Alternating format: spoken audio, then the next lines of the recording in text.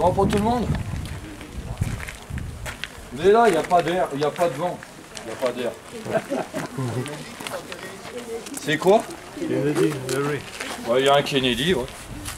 Il s'appelle Patrick, Denis, Hélène et Thomas.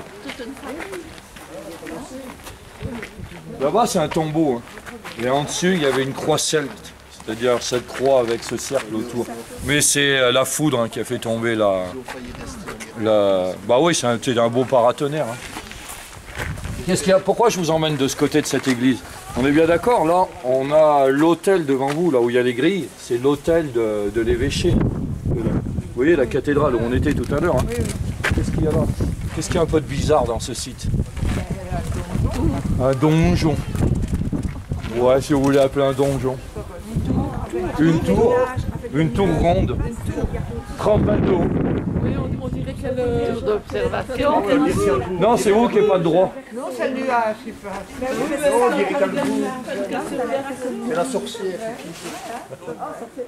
C'était la prison. Il arrête de nous la discuter.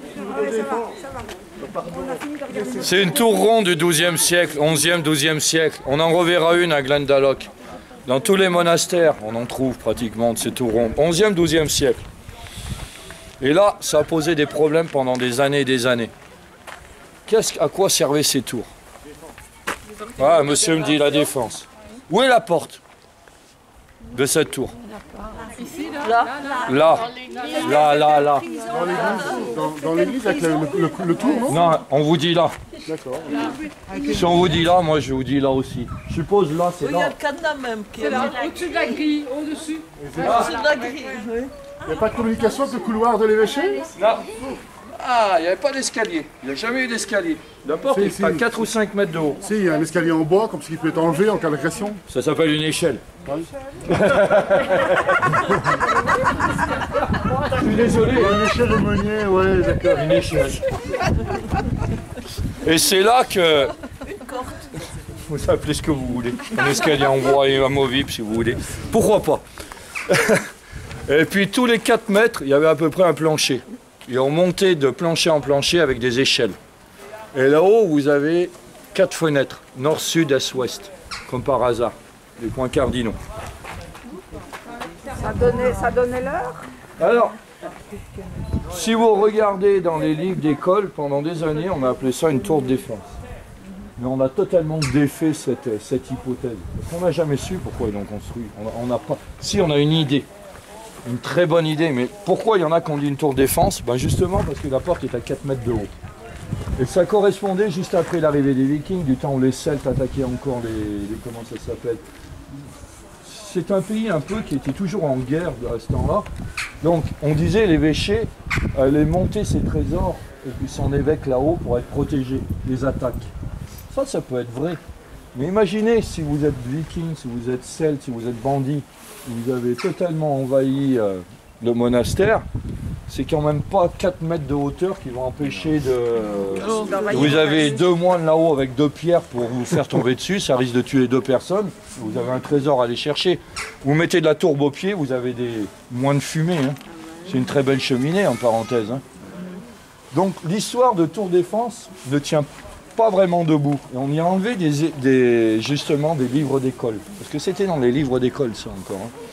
Je sais il n'y a pas longtemps. Mais si vous regardez le nom irlandais de cette tour ronde, ça veut dire clocher. La tour de la cloche. Là oui. Bah là-haut, il y avait un moine.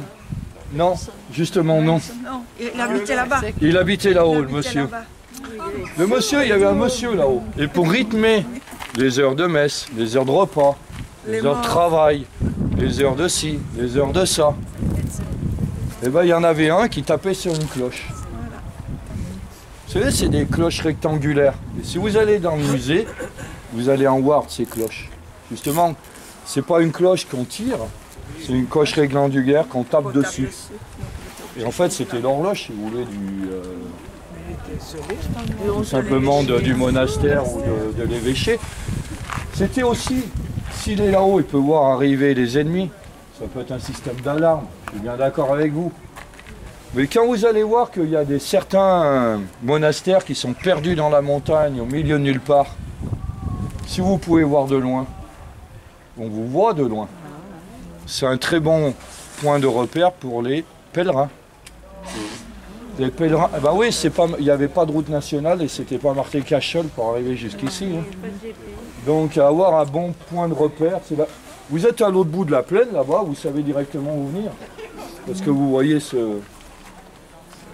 tour ronde, donc c'est un point de repère aussi. Ça a plusieurs fonctions. Mais la tour de défense ne tient pas vraiment debout. Le point géodésique du Moyen-Âge. Par contre, elles ont très peu de fondation.